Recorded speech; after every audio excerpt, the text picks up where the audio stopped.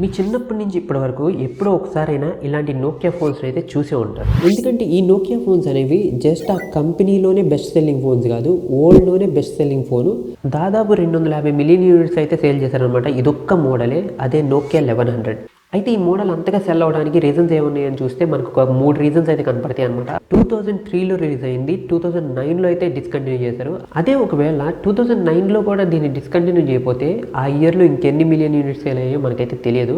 అలాగే గ్లోబల్గా top 15 most sold phones చూసుకుంటే అందులో 7-8 నోకియా మోడల్స్ మాత్రమే ఉంటాయి. దగ్గర ఒక కనీసం 1 బిలియన్ యూనిట్స్ అయినా సెల్ చేసి ఉంటాయి. ఎందుకంటే కేవలం ఈ 2 మోడల్స్ మాత్రమే 500 దాటేసినాయి కదా.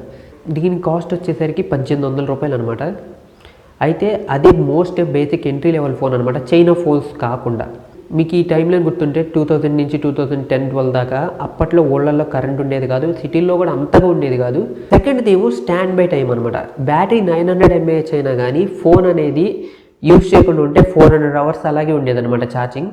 మూడోది టార్చ్ లైట్. ఎందుకంటే ఈ టైం లైన్ మీరు కన్సిడర్ చేస్తే 2010 ముందు అంత ఎలక్ట్రిసిటీ అయితే ఉండేది కాదు ఊళ్ళల్లో వాళ్ళు కూడా చాలామంది ఫోన్స్ అయితే కొనేవాళ్ళు అనమాట. అప్పుడే మహా అయితే 4 నుంచి 7 గంటలు ఉండేది, కరెంట్ అయితే ఎక్కువ పోతూ ఉండేది. సో ఈ బ్యాటరీ అనేది చాలా ప్లస్ పాయింట్ అనమాట వాళ్ళు కొనడానికి, ప్రతిసారి ఛార్జింగ్ పెట్టడానికి అవ్వదు కాబట్టి.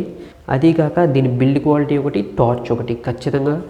అలాగే పిల్లలకు నచ్చడానికి అయితే దీంట్లో 2 గేమ్స్ ఉన్నాయన్నమాట. ఒకటి స్నేక్ 2, ఇంకోటి ఏమో స్పేస్ ఇంపాక్ట్. మీ ఇంట్లో చిన్నప్పుడు ఈ ఫోన్ ఉంటే ఖచ్చితంగా 2 గేమ్స్ ఆడే ఉంటారు, లేకపోతే చుట్టుపక్కల వాళ్ళ దగ్గర ఉన్నా కానీ చూసే ఉంటారు ఖచ్చితంగా. ఈ గేమ్స్ అనేవి చాలా పాపులర్ అప్పట్లో ఈ గేమ్స్. ఒక చిన్న పాయింట్ మెన్షన్ చేయాల్సింది ఏంటంటే ఈ టెక్నాలజీ అనేది ఫారిన్ కంట్రీస్లో అయితే తొందరగా అడాప్ట్ చేసుకుంటారు. ఇండియాలో అయితే ఒక 5 years 6 years లేట్గా వచ్చేది ఇదివరకు. ఏది రిలీజ్ అయినా కానీ ఒక 7-8 years అయితే ల్యాగ్ ఉండేదన్నమాట అక్కడ వాడిన టెక్నాలజీకి. ఇక్కడ ఎలా చెప్పాలంటే అక్కడ టచ్ ఫోన్స్ అనేవి 2007-8 నుంచే వాడటం మొదలెట్టేశారు. కానీ మన దగ్గర అయితే ఖచ్చితంగా 2010 దాటిన తర్వాత 12, 13, 14 ఈ టైం నుంచి అయితే స్టార్ట్ చేశారు మన వాళ్ళు. ఇలాంటి గ్యాప్ అయితే ఉండేదన్నమాట ఇదివరకు. ఇప్పుడైతే తగ్గిపోయింది బాగా. జియో వచ్చిన తర్వాత ఇంటర్నెట్ బూమ్ వల్ల, సోషల్ మీడియా బూమ్ వల్ల ఆ లేటెన్సీ అయితే తగ్గిపోయింది అనుకుంటా. అక్కడ ఏది రిలీజ్ అయినా ఇక్కడ అదే రిలీజ్ అవుతుంది, తొందరగా అడాప్ట్ చేసేసుకుంటున్నారు మన వాళ్ళు. అంటే ఒక చిన్న బాగా నీష్ కేటగిరీస్ అయితే ఉన్నాయి, అవైతే ఆ లేటెన్సీ ఎంత పోయినా కానీ కొన్ని ప్రొడక్ట్స్ అయితే ఇండియాలో అయితే సెల్ అవ్వవు. మీరు మొన్న ఈ మధ్య క్లిక్స్ అనేది ఒకటి రిలీజ్ అయింది, అదైతే ఇండియాలో కొనరు అంత ప్రైస్ పెట్టి. ఫెయిర్ ఫోన్స్, లైట్ ఫోన్స్ అని ఈ డిస్ప్లే ఫోన్స్ ఉంటాయి, మన వాళ్ళు అంత ప్రైస్ పెట్టి అలాంటి ఫోన్స్ అయితే కొనరు. ఇండియాలో 3 కేటగిరీస్ అయితే నడుస్తాయి అనమాట. ఫస్ట్ది మోస్ట్ చీపెస్ట్ వన్, అది బాగా సెల్ అయ్యింది. సెకండ్ది correct price, correct quality, correct performance ఉంటే అవి బాగా సెల్ అవుతాయి. థర్డ్ది సోషల్ స్టేటస్ పెంచుతాయని కొన్ని ఫోన్స్ ఉంటాయి, అలాంటివి అయితే బాగా సేల్ అవుతాయి కాస్ట్తో సంబంధం లేకుండా. ఎగ్జాంపుల్ అయితే